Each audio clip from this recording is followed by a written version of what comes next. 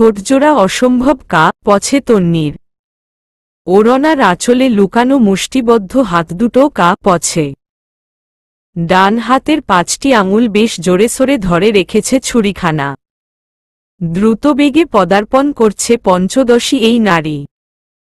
চেহারায় কাঠিন্যতা, চোখ জুড়ে আগুনের খেলাবেলা, স্নায়ুতন্ত্র বিবশ, বিদীর্ণ। সহসা পিছন থেকে জোরে সোরে এক থাবা পড়ল হাতে। ঝটকা টানে থেমে গেল তন্নি। পিছু ঘুরতেই দেখল মিলিকে। এই তন্নিপু, কোথায় যাচ্ছ তুমি? তন্নি চোখ তুলে তাকালো মিলির দিকে। তন্নির আর্ত চোখ মুখ দেখে ভয় পেয়ে যায় মিলি। ভয়ের ঢোক গিলে হাতের বন্ধন আলগা করে দেয় ওর। মিনমিনে গলায় বলে, কি হয়েছে তন্নিপু? ছাড়া পেয়ে আবারও পা চালায় তন্নি। প্যান্ডেলের কোণে থাকা সেই চিরস ফ্রু মেয়ে মানুষটির দিকে চেয়ে মুখে ঝামটা মেরে বলে, দাঁড়া, ওটাকে খেয়ে আসি। মানে? মিলির কণ্ঠনালী শুকিয়ে আসে ভয়। প্রথমত তন্নির গিনি রূপ, দ্বিতীয়ত ওড়নার আড়ালে ঝাপসা হয়ে থাকা ছুরিখানা, তৃতীয়ত টর্নেডো রূপে ওই মেয়েটির দিকে ধাবিত হওয়া তন্নিকে দেখে জ্ঞানশূন্য হওয়ার উপক্রম তার। তন্নিকে থামানোর কোনো প্রয়াসই নেই তার মধ্যে। ছোট্ট মুখটা এর তোপে সিটিয়ে গিয়েছে। ইতিমধ্যে হাত পা স্থির হয়ে গিয়েছে। আচমকা কাপা কাপা পাগুলো থেমে যায় তন্নির। সদাজাগ্রত হয় তার ব্রেইন। বোধ হয়, না হ্যাকে মারলে তো তাকেও ছাড়বে না কেউ। জেলে পচে গলে নিঃশেষ হতে হবে গোটা জনম। আর নয়তো ফাঁসিতে ঝুলতে হবে। আর তখন এই দুনিয়া থেমে থাকবে না তার জন্য। হৃদয় ভাই তো ঠিকই বিয়ে করে নিবে তখন, দিব্যি সংসার করবে কাউকে না কাউকে নিয়ে। কিন্তু তার তো হারালে হবে না ওই লোকটাকে। ওটা যে মায়ার বান ছড়িয়ে দিয়েছে তার মনে। যে বান ক্ষণে ক্ষণে ভয়ঙ্কর প্রেমিকা হিসেবে গড়ে তুলছে তাকে। চোখ বুজে নিজের মনকে প্রবোধ তন্নি। খানিকটা মাটির দিকে ঝুঁকে চাকুখানা একদিকে ছুঁড়ে ফেলে মুষ্টিবদ্ধ হাতে এগিয়ে গেল মেয়েটির দিকে। হৃদয়ের দিকে এগুচ্ছিল মেয়েটি। হ্যাচকা টানে তাকে আড়ালে নিয়ে আসলো তন্নি। আকস্মিক ঘটনায় স্তব্ধ মেয়েটির কথা জড়িয়ে আসে, কে তুমি? এভাবে টেনে এনেছ কেন? কিছু বলবে? ঘাড় কাত করে বাঁকা হাসল তন্নি। গুমোট তামাটে চেহারায় হৃদয়ের দিকে শাহাদাত আঙুলো তুলে ধরে বলল, ওনাকে খুব ভালো লেগেছে তাই না? লজ্জায় নীল হয়ে গেল মেয়েটি। নতসিরে মুখোজবাণীতে হ্যাঁ বুঝাল। বিদ্যুৎ চমকানোর ন্যায় তেতে উঠল তন্নি।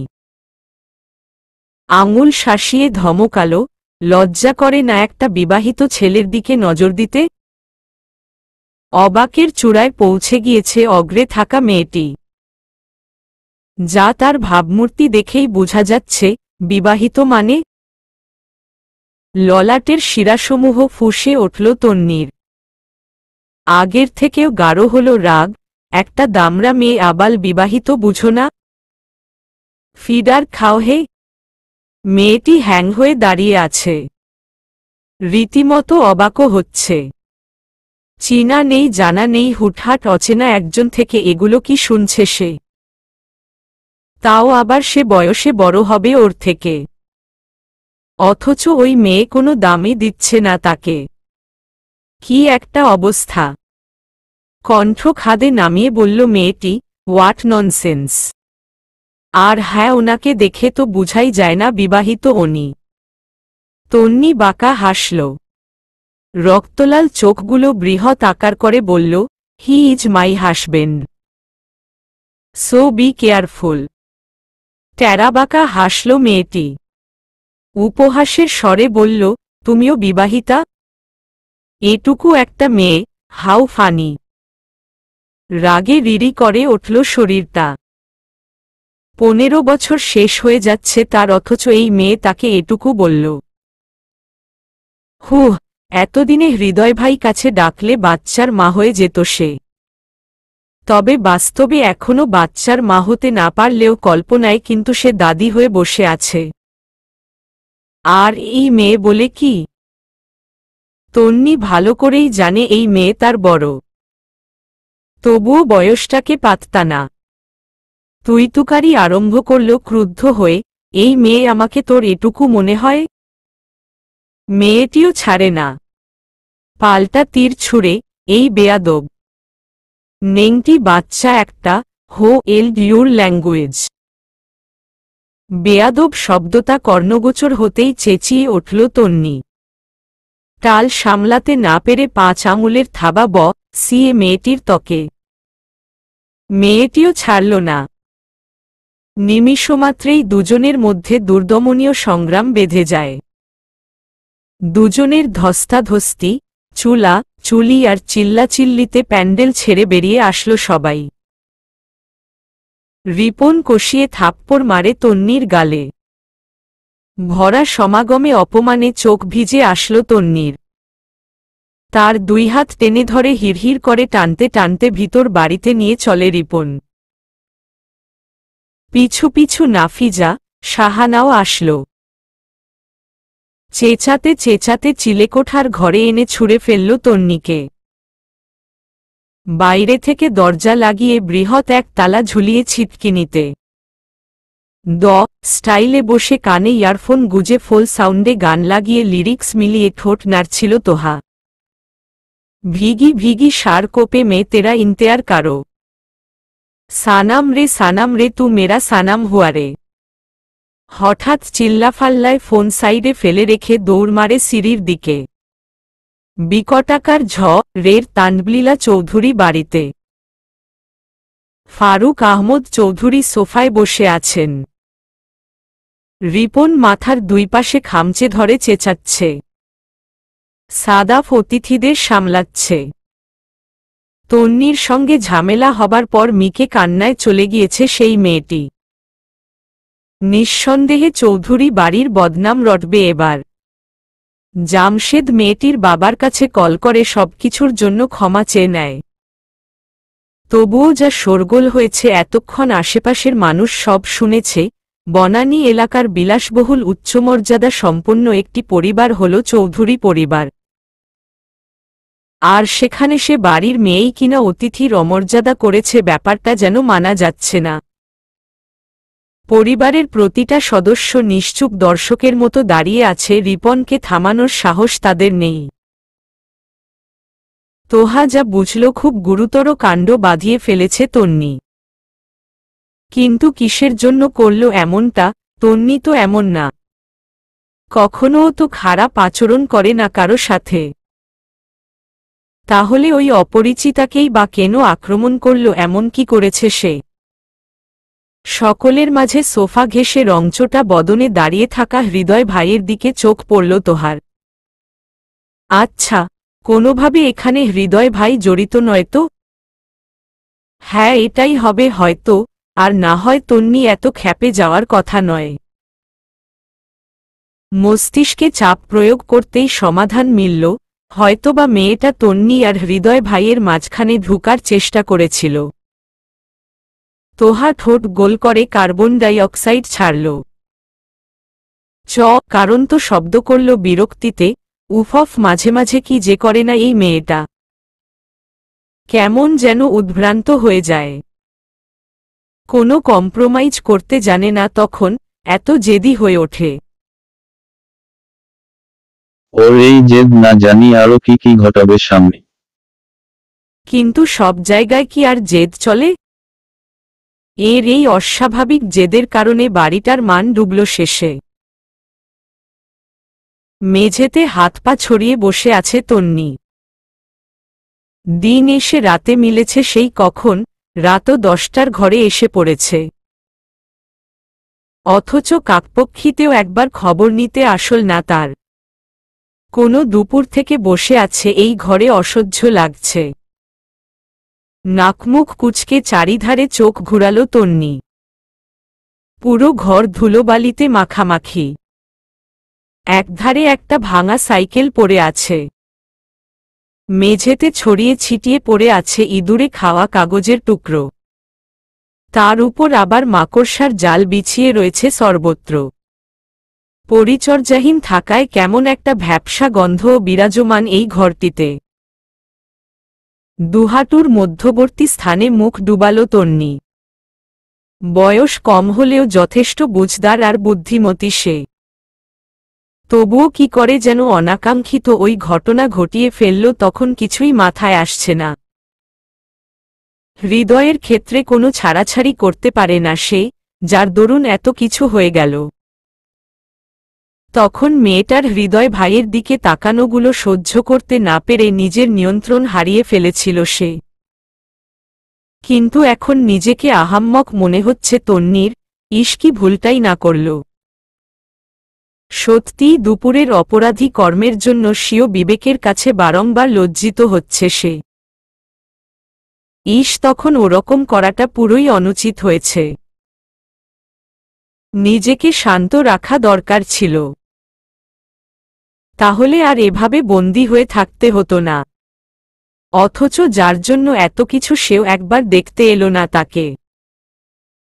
একবার একটুখানি দেখে গেলে কি এমন হয়ে যেত? আচ্ছা, সে কি বুঝে না তার ভালোবাসা? নাকি গলা ফাটিয়ে বাড়ি মাথায় তুলে বলতে হবে যে, হৃদয় ভাই আমি আপনায় ভালোবাসি, প্লিজ আমায় বুঝার চেষ্টা করুন। নিজেকে তুচ্ছতাচ্ছিল্য করছে তন্নি, কেন যে ওই শয়তান লোকটাকে ভালোবেসেছিল সে। এতভাবে বুঝানোর পরও কিছু বুঝে না লোকটা। সত্যিই কি বুঝে না, নাকি বুঝেও না বুঝার ভনিতা করে? ব্রেইন ঋষিয়ে ঋষিয়ে নানান প্রশ্নজালে আটকে দিচ্ছে তন্নিকে, যার ন্যূনতম সমাধানও তার কাছে নেই। ওদিকে দরজা নড়বার ক্ষুদ্র আওয়াজ হচ্ছে। তার মানে কেউ এসেছে, যে তালা খুলছে। খুশিতে বাকবাকুম হয়ে ওঠে দাঁড়ালো তন্নি। পা নাড়ার আগেই আরেকটা মরুঝড় এসে হানা মনে, যদি তার পরিবারের কেউই আসত তাহলে এত আস্তে আস্তে তালা খুলত না। আবার কোনো আত্মাটাত্মা আসেনি তো? ওদিন প্রেতাত্মা ভ্লাদিমেরিকে নিয়ে বান্ধবীদের সাথে মজা করেছিল, তারই প্রতিশোধ নিতে ভ্লাদিমেরি আসেনি তো? মুখ থেকে পুজ গলে গলে পড়া ভ্লাদিমেরির মুখটা মনে হতেই হাতপা সহ সর্বাঙ্গ জড়িয়ে পেঁচিয়ে আসছে তন্নির। কিতক্ষণের মধ্যেই আবারও নিজেকে স্ট্রং করে তুলল তন্নি। কিছু যুক্তিসঙ্গত বাক্য উত্থাপিত হল মনস্পটে, আরে ধুর, ওসব প্রেয়াত্মাটাত্মা বলতে কিছু নেই। আত্মা সিনেমায় দেখা গেলেও বাস্তবে নেই, আর যা আছে ওগুলো সব কুসংস্কার। পূর্ণ সাহসিকতার সহিত পুরু কণ্ঠে জানতে চাইল তন্নি, কে ওখানে? মাতাল করা কণ্ঠের আওয়াজ শ্রবণ হল তৎক্ষণাৎ। আমি। ভিতরে এসে জলদিহস্তে দৌড় লাগিয়ে হৃদয়ে। সেই প্রিয় মুখ, প্রিয় কণ্ঠস্বর। দর্শন হয়েছে। আবেশে চোখ বুজল তন্নি। হৃদয় পাশে এসে দাঁড়াল। পাগল হয়েছিস তনু? বয়স 15 ছাড়িয়ে যাচ্ছে। বড় হচ্ছিস দিন দিন, অন্তত এখন ম্যাচিউর হতে শিখ। কেন শুধু শুধু ঝামেলা বাঁধালি? আহত চোখে তাকালো তন্নি। হ্যাঁ, যার জন্য চুরি করল সেই এখন চোর বলছে? অন্যদের ক্ষেত্রে যথেষ্ট বুঝদার থাকলেও হৃদয়ের ক্ষেত্রে কেমন যেন শিশুর ন্যায় হয়ে ওঠে তন্নি। যা এখনো হয়ে উঠছে। ওই মেয়েটা কান্না করতে করতে গিয়েছে বুঝলি? এখন কতটা অসম্মান হবে বাড়ির জানিস? আর মানুষ পাসনি, অতিথির সঙ্গে এমন করে কেউ? বুকটা ভারী হয়ে উঠল তন্নির। হৃদয়ের থেকে চোখ নামিয়ে নিল সঙ্গে সঙ্গে। যে মানুষটা সবসময় তার সঙ্গে ভালো ব্যবহার করে এসেছে, সে মানুষটাই আজ একটা অপরিচিত মেয়ের জন্য কথা শোনাচ্ছে তাকে। ঠোঁট ভেঙে এলো তন্নির। রাগে অভিমানে পিঠ ঘুরিয়ে দাঁড়ালো হৃদয়ের দিকে। টমোটে চিবুকে শুধালো, কেন এসেছেন? হৃদয় কিছু বলে ওঠার আগেই গলাটা টিপে না দিতে ভাগেন এখান থেকে। প্লিজ, হাসল হৃদয়। হাতের বিরিয়ানির প্যাকেটটা তন্নির দিকে বাড়িয়ে দিয়ে বলল, রাগ করিস না। এই তোর পছন্দের খাবার, নে খেয়ে নে। এই একটা কথাই মনটা তড়িৎবেগে নেচে কুদে উঠল তন্নির। তার হৃদয় ভাই তার জন্য বিরিয়ানি এনেছে, এর থেকে খুশির সংবাদ বোধ হয় আর কিচ্ছুটি নেই। দিল খোলে হেসে তাকালো তন্নি। তন্নি তাকাতেই হৃদয় আবারও নিশ্চুপ হাসল। এই পুরুষালী মিহি হাসিটায় হৃদয়পটে বসন্ত শুরু হল তন্নির। যতক্ষণ ওই বাদামি ঠোঁটে হাসি দেখা গেল ততক্ষণ হৃদয় কুহু কুহু করে ডেকে গেল সে বসন্তের কোকিল। তন্নি ভ্রু কুচকাল, তার মানে আমার কষ্টে উনিও কষ্ট পান? আমি না খেয়ে থাকতে পারি না, এতে আমার কষ্ট হয়, সেজন্যই কি এত রিস্ক নিয়ে এখানে এসেছেন উনি? আচ্ছা, উনি কি আমার ভালোবাসা বুঝতে পারেন নাকি শুধুমাত্র বোন হিসেবে দায়িত্ব পালন করছেন? হ্যাঁ, তাই হয়তো হবে। তাই তো দায়িত্বের খাতিরে তোহাপুর বিপদেও এগুলেন। সেদিন যখন তোহাপু বফের সাথে ডেটিংয়ে গিয়ে দাভাইয়ের সাদাফ কাছে ধরা খেল তখন ঢাল হয়ে উনি ওকে বাঁচিয়ে দিলেন। হ্যাঁ, হয়তো বা মিলি আর তোহাপুর মতোই আমি ওনার কাছে। তন্নির কাতর নয়নজোড়া ভিজে ভিজে আসছে। আবারও দরজায় নড়বার আওয়াজ হল। এবারে ভয় সংকুচিত হয়ে দাঁড়াল তন্নি। কাপা কাপা গলায় বলল, ককে ওখানে? দরজার ওপাশে কে? হৃদয় ধাতস্থ করল, তোহা এসেছে। ভয় পাস না। কথাটায় আগুনে পানি ঢালল তন্নির। গা ঢিলা করে দাঁড়াল তন্নি। তোহা ভিতরে আসতেই বলল হৃদয়, চাচা ভয়াবহ ক্ষেপে আছেন। আগামী দুদিন তোকে এখানে বন্দি করে রাখবেন। ক্ষুধার্ত রেখে শাস্তি দিতে চাচ্ছেন উনি তোকে। থেমে চওড়া হেসে। কিন্তু উনি তো আর জানেন না এখানকার ডুপ্লিকেট চাবি আছে আমার কাছে। আবারও থেমে সিও হাতের দিকে ইশারা করে।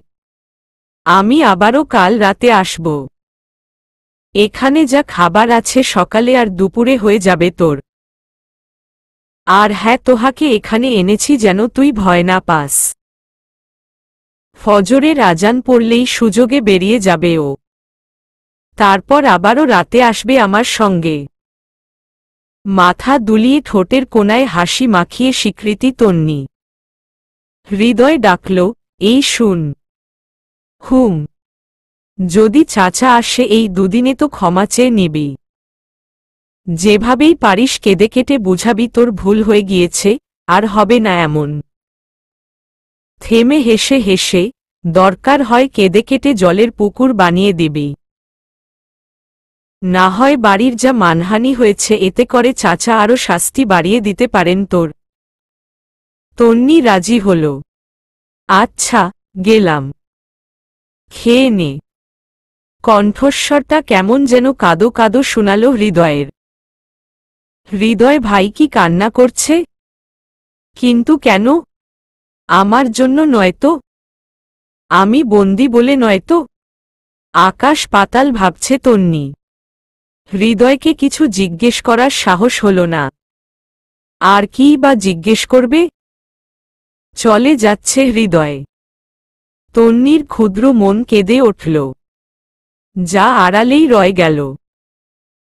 চোখ দুটো শান্ত থাকলেও ভিতরের কান্নারা হুহু করে বাড়ছে তার। এতক্ষণে ধোঁয়াশাকে কামরায় দিয়ে যাওয়া হয়েছে। সেই দুপুর থেকেই সারাটাক্ষণ কেয়ামত বয়ে গিয়েছে চৌধুরী নিকেতনের উপর দিয়ে। রিপনকে থামাতে হিমশিম খেয়েছে সবাই। একটা লণ্ডভণ্ড অবস্থা গত হয়েছে মাত্র। এত ঝামেলা, তুলকালামের পর রুমে ঢুকামাত্রই গায়ের ভর বিছানায় ছেড়ে ধোঁয়াশা। মাথাটা এখনো ভনভন করছে। উফফ, কি একটা ঘূর্ণিঝড়ের ধ্বংসলীলায় উল্টে পড়েছিল সে এতক্ষণ। পাছে সাদাফের প্রবেশ ঘটল। ধোঁয়াশার সম্মুখে এলো মৃদুমন্দ হেসে। এতক্ষণ বাড়ির ঝামেলায় মলিনমুখ হয়ে থাকলেও প্রিয়তমাকে দেখামাত্রই বৃষ্টি নামল তার বক্ষপিঞ্জরে। খটখটে মরুভূমিতে ঝুমঝাম বাড়িপাত প্রশান্তি বয়ে আনল মনে মস্তিষ্কে। এতক্ষণের সব কালবৈশাখী ঝড়ের কথা ভুলে গিয়ে স্থায়ী হাসি ফুটল বাদামি ওষ্ঠদিতয়। সোনালি রোদ্দুরের মতো চকচকিয়ে উঠল আদল। চকিতে তাকালো ধোঁয়াশা। কোনো প্রকার দ্বিধাদ্বন্দ্ব ছাড়াই আওড়াল সাদাফ, লুকিং সো কিউট। এই অসভ্য পুরুষ, এত ছ্যাঁচড়া আর ইতর কেন আপনি? আপনাকে বলেছি না আমার দিকে তাকাবেন না। কি কথা কানে ঢুকে না? নাকি লোহা গরম করে কানের ছিদ্র বড় করে দিব? সাদাফের বাহুতে ঘুষি মেরে বলল কথাগুলো। সাদাফ হকচকিয়ে উঠল।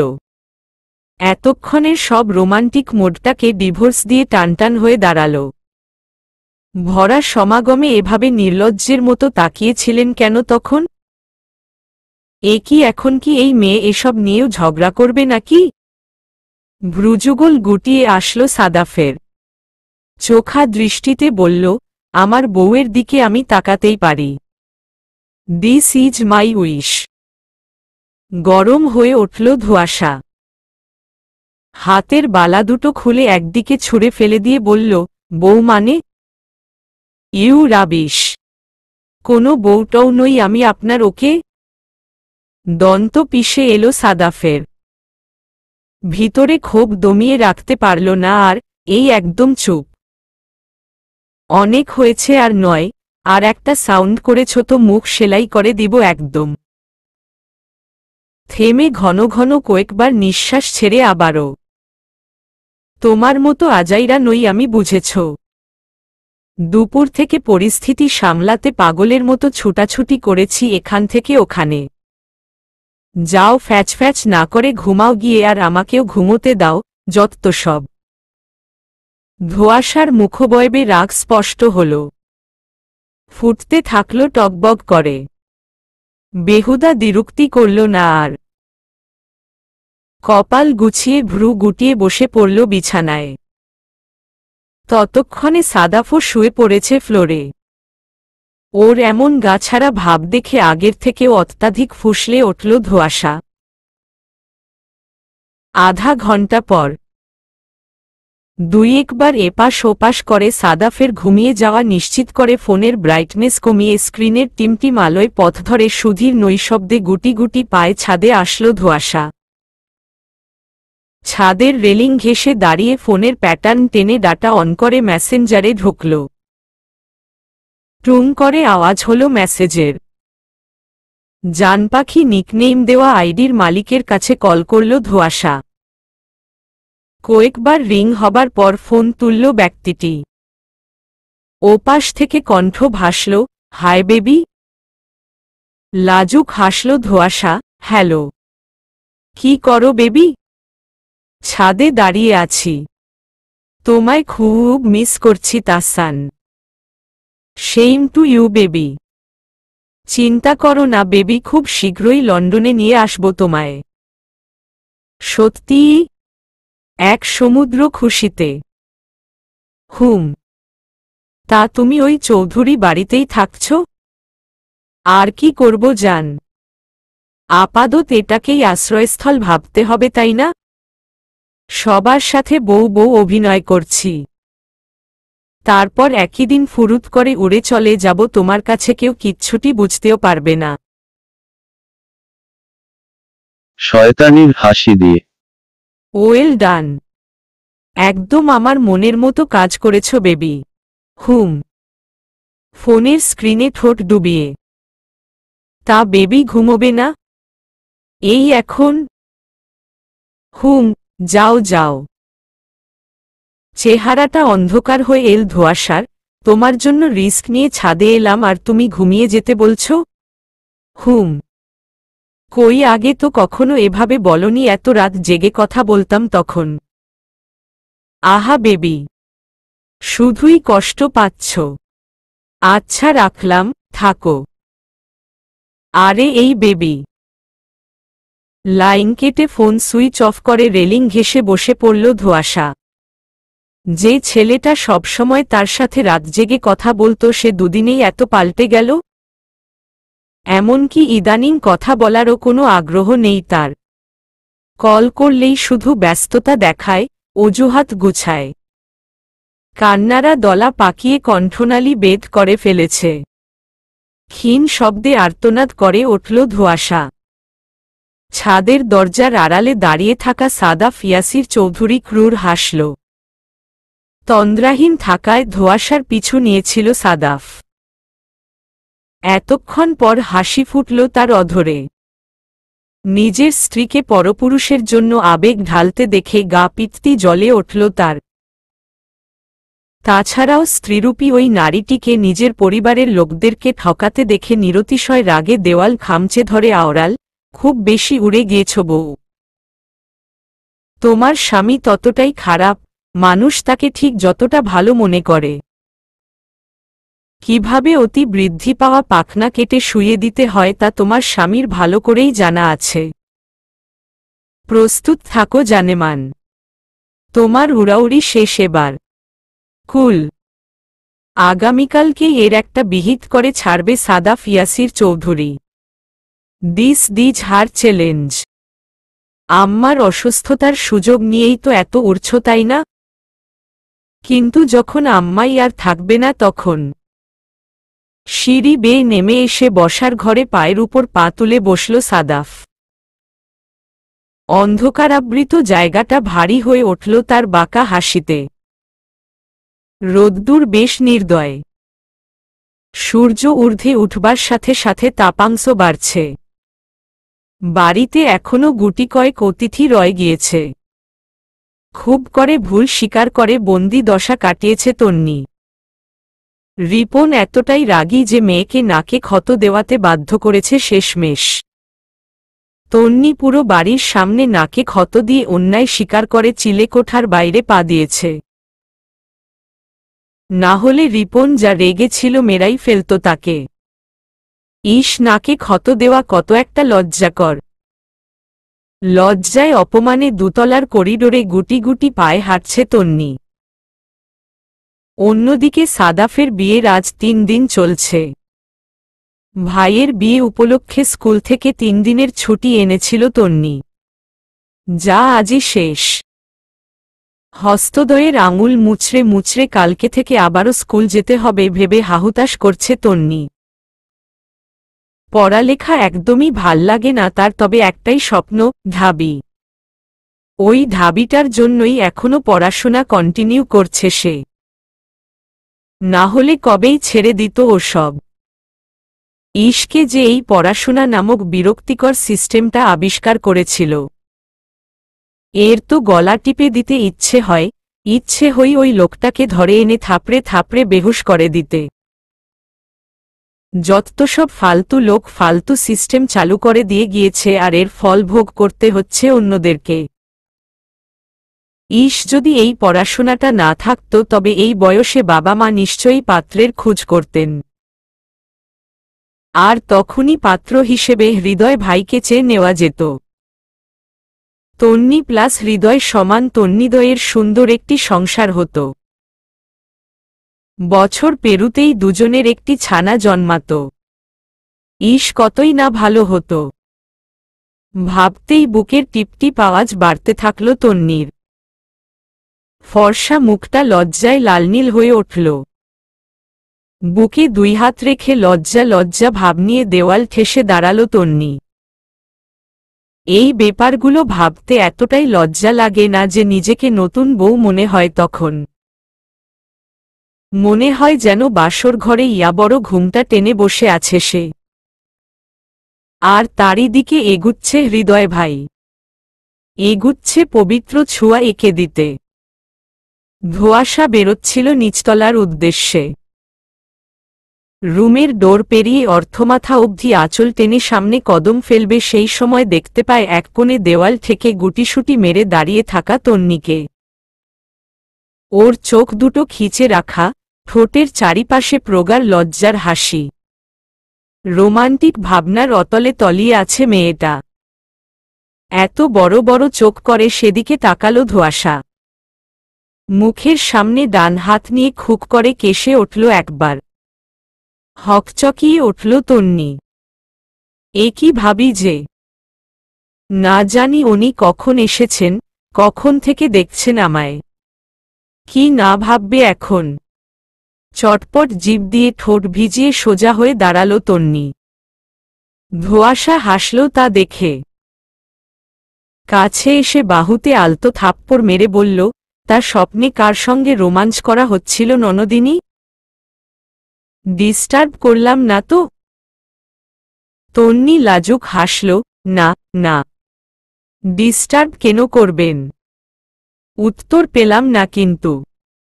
কে এসেছিল এই দিবা স্বপ্নে? যার জন্য মুচড়ে মুচড়ে দেওয়ালে ঢুকে যাচ্ছিলে মনে হচ্ছিল। চোখ টিপল ধোঁয়াশা।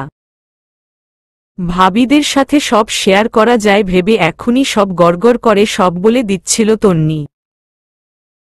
কথা তার কণ্ঠনালী চিড়ে খুঁড়ে বের হবে তখনই দুহাতে মুখ চেপে ধরল, এই স্টপ তন্নি স্টপ। কি করছিস এসব?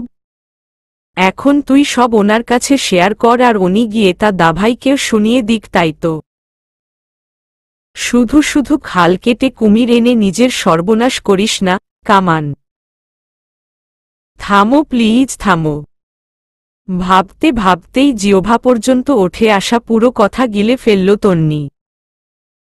কোনোমতে আটকাল নিজেকে। এই মুহূর্তে নিজেকে মহা পেটপাতলা, মহা ঠোঁটকাটা মনে হচ্ছে তন্নির। এতটাই ঠোঁটকাটা যে নিজের ব্যাপারগুলোও ধামাচাপা দিতে পারে না সে। কথা পেটে থাকে না তন্নির, কাউকে না কাউকে বলতেই হয়। আর না হয় ছটফট করে মনটা, যেমনটা হচ্ছে এখনো। ভাবি জিজ্ঞেস করল আর সে বলতে পারল না, আটকে রাখল নিজের মধ্যেই, ভাবতেই অস্থির লাগছে। তবু কিছু তো করার নেই, দাভাই যদি সামান্য কিছু আঁচ করে এ ব্যাপারে তবে নির্ঘাত কেলেঙ্কারি হয়ে যাবে। পরে এক পর্যায়ে জেনে যাবে আব্বাও। না এ হতে পারে না। এখনই ভাগতে হবে এখান থেকে। তন্নি মুখে হাসি হাসি ভাব রেখে পাশ কাটাতে যাবে তখনই হাত টেনে ধরল ধোঁয়াশা। ডানভ্রু নাচিয়ে প্রশ্নের উত্তর চাইল ওর থেকে। উত্তর গুছাতে পানি ছুটে যাচ্ছে তন্নির। এখন কি উত্তর দিবে সে? ইশকি ফাপড়েই না পড়ল। অটল, অনর, স্তব্ধ ভঙ্গিমায় দুই নারী একে অপরের দিকে তাকিয়ে আছে। একজন প্রশ্নকারী আর অন্যজন উত্তর অন্বেষণকারী। এহেনে নিস্তব্ধতা ভেঙে এক পুরুষালী পুরু কণ্ঠের আওয়াজ লাগল কর্ণকুহরে। ঠান্ডা শীতল ভরাট কণ্ঠের আওয়াজখানা কানের লুতি ছুঁয়ে পৌঁছাল ভিতরে। একরকম ঝাঁকি মারল তন্নির গাত্র। ভালো লাগার শিহরণ ছুটে গেল তনুমনে। এই হৃদয় ভাই ডাকছেন তাকে। আর দেরি করল না তন্নি। এক দৌড়ে বড় বড় পায়ে সিঁড়ি ডিঙিয়ে নেমে আসল নিচতলায়। এরূপ ঘটনায় খুব করে ভরকে গেল ধোঁয়াশা। হা করে রইল কিছু সময়, কি থেকে কি হল কিছুরই আগামাথা নেই। কাহিনী বুঝতে দফারফা অবস্থা তার। দৌড়ের চোটে ডোরমেটে পালেগে পিছলে রে গেল তন্নি। হুহা করে হেসে উঠল হৃদয়ে। হাসতে হাসতে বসে পড়ল বল সোফায়। সেকেন্ডের মধ্যে শুয়েও পড়ল। হাসির চোটে লুটোপুটি খাচ্ছে সে। তন্নি পড়ে গিয়েও হৃদয়কে এভাবে হাসতে দেখে ব্যথা ভুলে গেল। দুঃখী দুঃখী চেহারায় তাকাল হৃদয়ের দিকে। কই ভাবল লোকটা হয়তো সিনেমার নায়কদের মতো টুস করে এসে ধরে ফেলবে তাকে, পড়ে যেতে দিবে না। অথচ তার কিছুই হল না, উল্টো ওই লোক তার পড়ে যাওয়ায় মজা নিচ্ছে দেখেছ কাণ্ড। কটমটে ভাব নিয়ে উঠে দাঁড়াল তন্নি। আর সেও কেমন যেন অন্য সময় কতটা স্ট্রং থাকে, অথচ এই লোককে দেখলেই, এই লোক ডাকলেই বাচ্চাদের মতো হয়ে যায়, ভারসাম্য হারিয়ে ফেলে। পরিণত হয় 5 বছর বয়সী ছোট্ট খুকিতে। আমি পড়ে গিয়েছি আর আপনি হাসছেন হৃদয় ভাই? তন্বীর কটমটে ভাব দেখে ওঠে দাঁড়ালো হৃদয়। মুখটা চুপসে গেল ফাটা বেলুনের ন্যায়। পুরোপুরিভাবে দমিয়ে নিল হাসি। সেন্টার টেবিলে রাখা পলিথিনটা নিয়ে এলো হাতে করে। তন্বী স্বাভাবিক হল। হৃদয় যত এগুচ্ছে ততই শিউরে উঠছে সে। বক্ষে দ্রিমদ্রিম আন্দোলন চলছে। সামান্য দূরত্ব বজায় রেখে দাঁড়িয়ে পড়ল হৃদয়। লেগেছে? দুপাশে মাথা নাড়াল তন্বী। না। সত্যি তো? হুম। আচ্ছা। ডেকেছিলেন? হুম। কেন? কিছু বলবেন? পলিথিনটা তন্বীর দিকে এগিয়ে হৃদয়। মুখে বলল, ধর। ফুচকা দেখে উজ্জ্বল হয়ে উঠল ছোট্ট মুখশ্রীখানা। ঠোঁটজোড়া আলগা হয়ে এলো আপন শক্তিতে। ধানবজ্ঞান হারাল তন্বী হৃদয়ের দিকে। খুঁটিয়ে খুঁটিয়ে দেখতে লাগল তাকে। হৃদয় ভাই ফুচকা এনেছেন, এর থেকে খুশির যে আর কিছুই হতে পারে না। গত 3 দিন ধরে ফুচকা খেতে খুব মন চাচ্ছিল, কিন্তু কাউকে বলার সাহস হয়নি। বাড়ির সবগুলো পুরুষ বাজে, সবাই শুধু ধমকায়, শুধুমাত্র এই লোকটা ছাড়া। একমাত্র সেই তাকে বুঝে। ইস, কিভাবে বুঝে ফেলল তার ফুচকা খাওয়ার নেশা হয়েছে। মুখে লজ্জার আস্তরণ গাঢ় থেকে গাঢ়তর হল তন্বীর। হৃদয় ডাকল, তনু। উম্মম। ভাবনা ফুরল তন্বীর। দেখল হৃদয় তারই দিকে তাকিয়ে আছে। পলক নড়ছে না ওর। এহেন নির্নিমেষ দৃষ্টি সহ্য হল না তন্বীর। মনের আকাশে উড়ে গেল একদল রঙিন প্রজাপতি। টুস করে ফুচকার পলিথিন হাতে নিয়ে ঠুস করে পালিয়ে গেল একদিকে। বেচারা হৃদয় আগামাথা না বুঝে হা হয়ে রইল। মুখে মশামাছি ঢুকবে কিনা সেসবও ভাবল না। ধরিত্রীর গায়ে ঢেলে দেওয়া সব তেজ কুড়িয়ে নিচ্ছে সূর্য। দুপুর শেষ হতেই রোদ্দুর কমে এসেছে। অতিথিরা সব চলে যাচ্ছে। ফাহিমাকে সুন্দরমত আগলে ধরে বসার ঘরে এসে থামল সাদাফ। ইতোমধ্যে সাদাফের বড় খালাও এসে থেমেছেন এখানে। মহিলার বহুদিনের আবদার, নিজের বোনটাকে কিছুদিন নিজের কাছে রাখবে, নিজ হাতে সেবা যত্ন করবে। কিন্তু তা কিছুতেই হচ্ছিল না। সাদাফ অতটাই মা ভক্ত যে মাকে কিছুতেই দূরে যেতে দেয় না সে। তাই আর বোনকে নিজের কাছে নিয়ে যাওয়া হয়নি তার। তবে আজ কি হয়েছে কে জানে। বলা নেই কওয়া নেই, নিজে থেকেই সাদাফ ফাহিমাকে বোনের সাথে যেতে বলছে।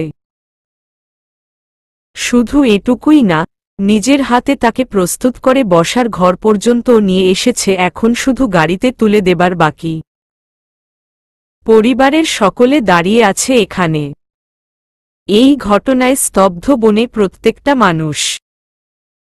মস্তিষ্কে শুধু বেজেই চলছে, এই ছেলের কি হলো হঠাৎ যে পুরো দমে ওঠে পড়ে লেগেছে মাকে বাড়ির বাইর করার। সাদাফ বারবার তার খালাম্মা অর্থাৎ মাইমুনা বেগমকে তাগাদা দিচ্ছে বেরোবার। ঢাকা থেকে খুলনার যাত্রা লং জার্নি বটে, কিন্তু কেউই কথা কানে তুলছে না তার।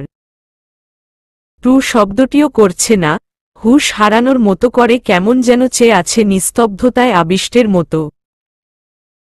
ভূতের মুখে রাম নাম দেখে বাকরুদ্ধ এবাড়ির প্রত্যেকটা সদস্য। ওদিকে সাদাফের ভাবগতি দেখে বোঝা যাচ্ছে না কিছুই। তবে কিছু তো আছেই এখানে, এটা স্রেফ বোধগম্য। যাই হোক, ওত পরেও ভাবা যাবে।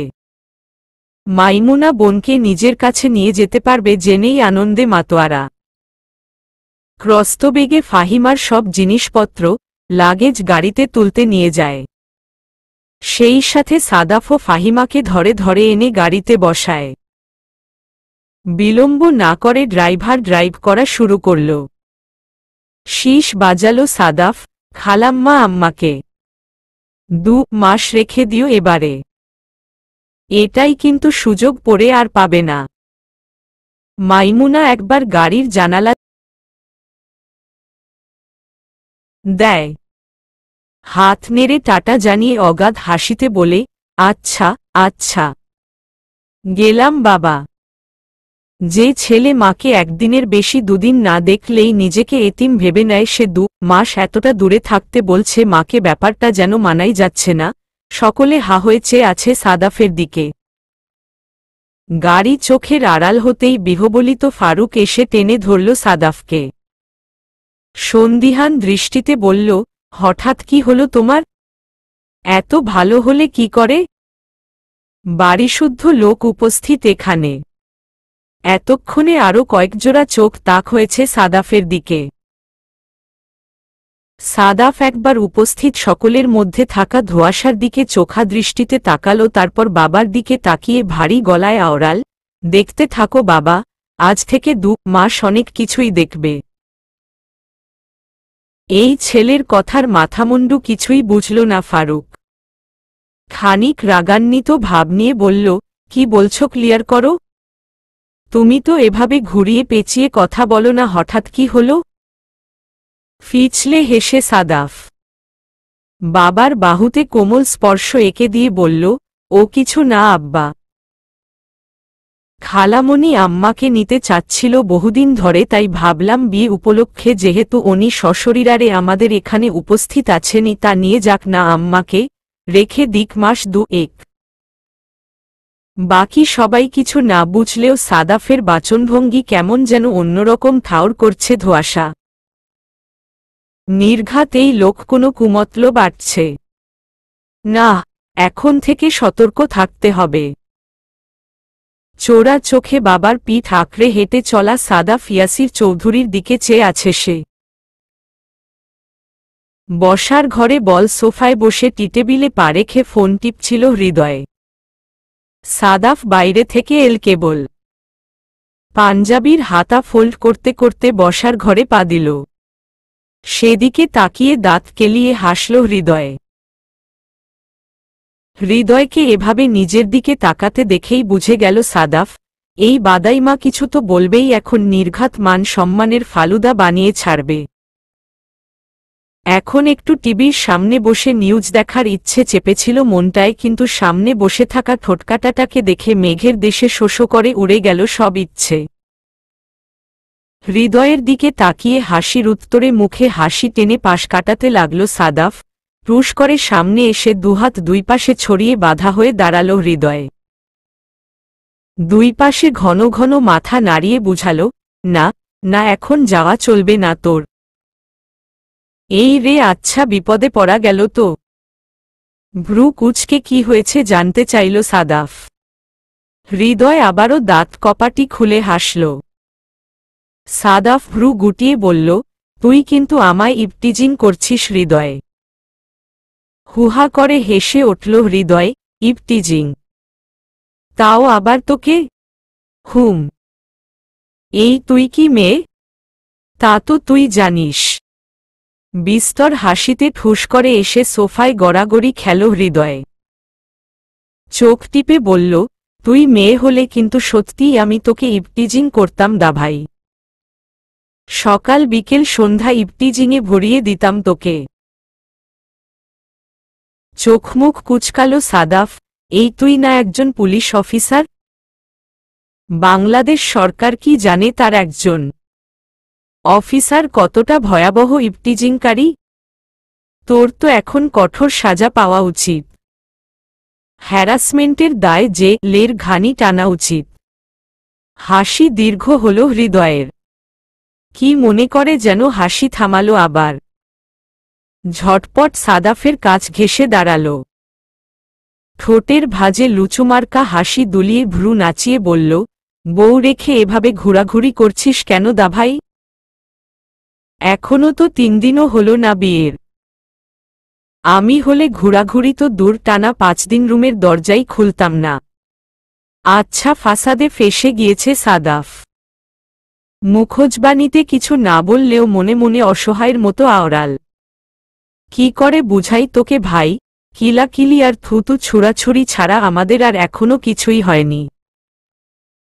তো 5 দিন দরজা আটকে রেখে কি করব ভিতরে? ওই ডাইনির সঙ্গে চুলি করব। কিন্তু চুলি তো মেয়েদের স্বভাব, ওসব আমার দ্বারা হবে না ভাই। তাই আর কি করব, বাইরেই সময় কাটাই। হৃদয় এখনো ভ্রু নাচিয়ে যাচ্ছে, বুঝাচ্ছে কি ব্যাপার, কথা বল। সাদাফ আটকে পড়েছে গুহায়, তাও আবার বাঘের মুখে। কি উত্তর দিবে এবার? এদিকে নিজের চিন্তাই অস্থির, কি করে বউটাকে বধ করা যাবে তাই ভেবে ওঠা হয়নি এখনো। আর ওদিকে এবাড়ির ঠোটকাটাগুলো যাতা পিছনে লেগে আছে চীনা জোকের মতো। যখন তখন যা তা প্রশ্ন করে, লজ্জায় ফেলতে উঠে পড়ে লেগে থাকে। এই এক কঠিন মুহূর্তে হুটহাট আবির্ভাব ঘটে রহিমার। বিলক্ষণ বোঝা যাচ্ছে খুব চ্যাতে আছে মহিলা। এক বাঘের থেকে পালাতে না পালাতেই সিংহ এসে হাজির। এবার দুটো মিলে ছিঁড়েখুঁড়ে খাবে। সাদাফ অসহায়ের মতো মিনমিনে গলায় জানতে চায়, কি হয়েছে দাদি? মনে হচ্ছে রেগে আছো খুব। দপ দপ করে জ্বলে ওঠে মহিলা। সবকিছু এলোমেলো করে ধেয়ে আসা জলোচ্ছ্বাসের রূপ নেয়। সেই সাথে রূপ নেয় নেডো, বু, লবল, মি, ধিলির। তোরা হুনলাম চিটাগাং যাবি না? যা ভেবেছিল তাই হল। সাদাফের নির্লিপ্ততা উত্তর, না, যাব না। ক্যারে যাবি না? জানোস না বিয়ার 2.5 দিনের মাথায় বউ নিয়া হৌর বাড়ি যাইতে হয়? জানি, তবে না গেলেও তো সমস্যা নেই। ক্যাডা কইছে সমস্যা নাই? এগুলা নিয়ম, না মানলে অমঙ্গল হয়। 2.5 দিন শেষ হইয়া গেছে গা, দুপুরেই বাইর হইলি না কেন? তাইলে তো এতক্ষণে পৌঁছাইয়াও যাইতি। সাদাফের শীতল কণ্ঠস্বর, আহা দাদি, ওসব কুসংস্কার। এই যুগে এসে এসব চলে? আর হ্যাঁ, আজ যাব না তাতে কি? আগামী সপ্তাহে তো যাব। আগামী সপ্তাহে সরকারি ছুটি আছে 4 দিন। তখন ঘুরে আসব চট্টগ্রাম। এমনিতেও কাল আমার ছুটি শেষ। মাত্র 5 দিনের ছুটি আমার। আমি নিউ শিক্ষক, সেটা তো জানো। বিয়ে উপলক্ষে 5 দিনের ছুটি পেয়েছি। 4 দিন শেষ অলরেডি। আমার পক্ষে আর সম্ভব না এই মাসে ভার্সিটি কামাই করা। রহিমা মানে না কিছুতেই। সেকেন্ডেই হুলস্থুল কাণ্ড বাঁধিয়ে ফেলে। মাটিতে বসে বিলাপ শুরু করে, পুরো বাড়ি মাথায় তুলে। ফারুক, জামশেদ সহ সকলে একরকম দৌড়িয়ে আসে। হৃদয় হা করে তাকিয়ে আছে রহিমার দিকে। এই মুহূর্তে তার মুখে মাছি ঢুকলেও টের পাবে না। সাদাফ সোফায় হেলান দিয়ে চোখের উপর হাত দিয়ে বসে আছে। পরপর দীর্ঘ নিঃশ্বাস ছাড়ছে। এহেন সার্কাস দেখতে দেখতে অভ্যস্ত সে। প্রতিদিনই ওই বুড়ি কিছু না কিছু ধাবেই। উফফ, কত যে নিয়মনীতি জানে ওটা। ফারুক টেনে তুলে রহিমাকে, আম্মা শান্ত হও। ওর ভার্সিটি বন্ধ করা চলবে না এখন। ও শিক্ষক হিসেবে নতুন আম্মা। এমনিতেও এই মাসে অসুস্থতায় 3 দিন বন্ধ করেছে, আবার বিয়ে উপলক্ষে 5 দিন বন্ধ হবে। আর বন্ধ করাটা ঠিক হবে না এখন। না, কে শুনে কার কথা? সে যতই ঘি মাখুক, কুকুরের লেজ কি আর সোজা হয়? রহিমার বিলাপ গাঢ় হল আরো। পা দাপিয়ে কপাল চাপড়িয়ে বিলাপ দীর্ঘ করল, ও আল্লাহ, তুইলা নেও আমারে। এইগুলার কারো কাছে আমার কোনো দাম নাই মাবুদ। আমার সব কথারে হাওয়ায় উড়ায় দেয়। বুঝে না আমি এগুর ভালা চাই। সিঁড়িপথে দাঁড়িয়ে থাকা তন্নি দাঁতে দাঁত চেপে ধরে বিরক্তিতে, এ হে নাকি আমাদের ভালো চায়। সারাটাক্ষণ বাড়িটাতে অকারণে ঝামেলা বাঁধায় সকলকে বিভ্রান্ত করে, আবার নাকি আমাদের ভালো চায়, যত্তসব। সোফায় পা দুলিয়ে বসে কারেন্ট অ্যাফেয়ার্স পড়ছে সাদাফ। তারায় ভরা রাতের আকাশও তার মনে দাগ কাটতে পারছে না। ভাল লাগছে না কিছুই। উফ, পুরো বিকেল চিল্লাফাল্লা করেছে ওই মহিলা। চিল্লাফাল্লার শব্দে কানদুটো দিয়ে ধোঁয়া বেরোচ্ছিল যেন। কিছুক্ষণ হলো শান্ত হয়েছে পরিবেশ।